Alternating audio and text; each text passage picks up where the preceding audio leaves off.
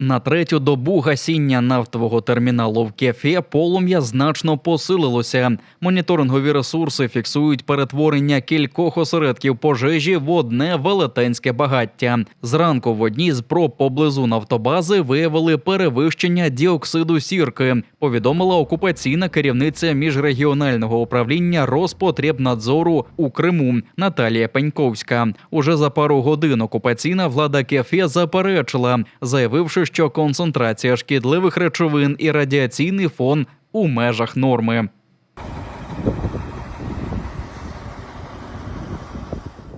Лише напередодні на місці ракетного удару нібито виявили уламки ракети «Атакамс», а кілька місцевих колаборантів поклали відповідальність за удар на Сполучені Штати. Утім, визнали, що жоден цивільний не постраждав. В українському генеральному штабі наголосили, що йдеться про цілком легітимну ціль – морський нафтовий термінал, найбільший в Криму за обсягами перевалки нафтопродуктів. Із полум'ям на понад 2,5 тисячі квадратних метрів не можуть упоратися пожежники, відряджені з різних районів півострова і не тільки. У нас задействованы пожарные расчеты не только Республики Крым, но и уже фактически со всех уголков Российской Федерации. Находятся здесь расчеты на постоянной основе для проведения необходимой ротации. Загалом із району надзвичайної ситуації у Кефе евакуйовано 1129 людей. Це жителі прилеглих до нафтобази районів. Близько 1000 з них розселилися у друзів та родичів. З 150 вивезли до 3 готелів села Коран-Елі. Колонізаторська назва – Берегове. Все организационные мероприятия согласно регламенту выполняются в полном объеме, организовано горячее питание, безусловно. Все санитарно-эпидемиологические нормы выдержаны, были сделаны заборы Роспотребнадзором, которые соответствуют требованиям, поэтому в целом обстановка благоприятная. До всього уже третій день фіксують перебої з водо- та електропостачанням. Надвечір середи світло зникало у Кефе та передмістях. Як пояснили комунальники, причиною стали аварії. Запаси бензину і дизелю в Криму не перевищують 2-тижневої потреби. Після ураження важливої нафтобази у Кефе, яка постачала пальне на всю територію півострова, ситуація ще погіршиться, розповів заступник постійної представниці президента України у Криму Денис Чистіков. Місцеві жителі діляться, що найімовірніше пожежа вщухне лише коли вигорять залишки пального. Окупаційна поліція розслідує побиття російського військового кандидатом в окупаційні депутати на центральній площі Ялти. Це сталося близько тижня тому, минулого четверга.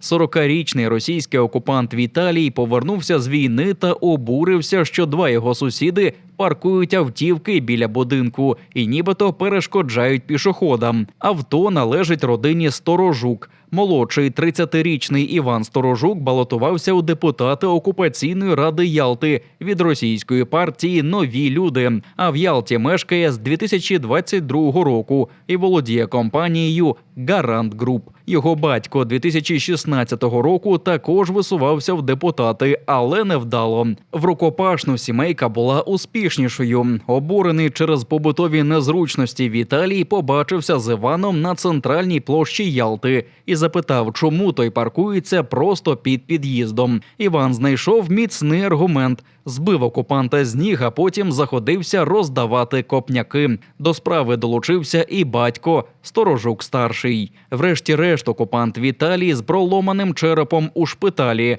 а Сторожука затримали і порушили кримінальну справу.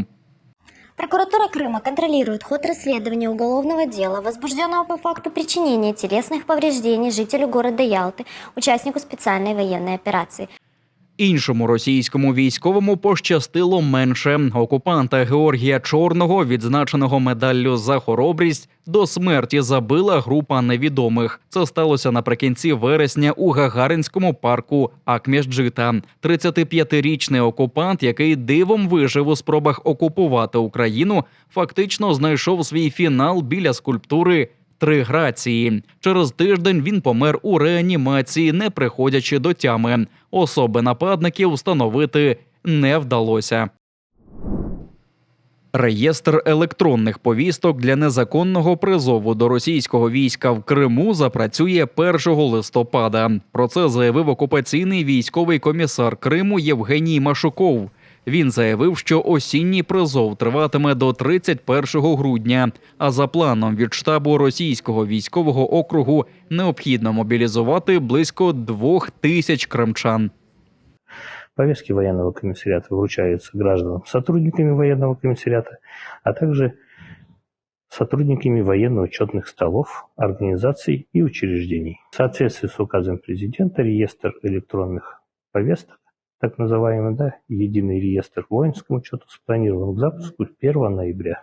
Активісти міжнародного руху Liberate Crimea повідомляють про посилення режиму незаконного призову в Криму.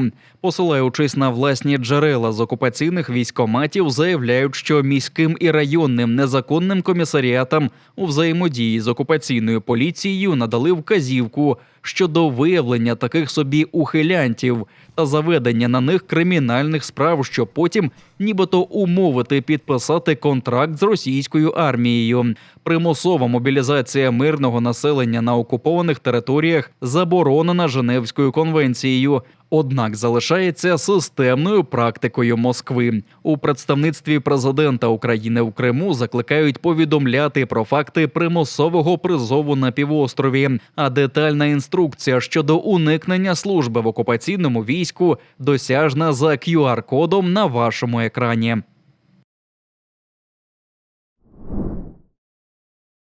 Точні, потужні, ребостійкі та вкрай необхідні кримським штурмовикам. Це про ударні дрони Heavy Shot від українського виробника Гурзуф Дефенс, на які чекають оператори 48-го окремого штурмового батальйону імені Номана Челібіджихана. Бійці стримують російську навалу на Донеччині, а Heavy Shot, за їх словами, допоможуть тримати оборону та контратакувати, скидаючи на ворожі голови потужні вітання, вибиваючи російську піхоту, техніку, склади і командні пункти. В залежності від комплектації такі дрони несуть до 8 мін, а це до 40 кілограмів навантаження, долаючи до 20 кілометрів. При цьому Heavy Shot оснащений якісною 2К-камерою та 30-кратним зумом. Стійкий до реп та автоматично повертається на базу. Долучитися до збору можна донатом на банку Моно за QR-кодом на вашому екрані та за іншими досяжними реквізитами PayPal і картки Моно. Мета амбітна – 2 мільйони 830 тисяч гривень, але разом нам це по силах. Кожна гривня – важливий внесок у підсилення 48-го окремого штурмового батальйону імені Номана Челібіджихана, а також інвестиція у визволення Криму.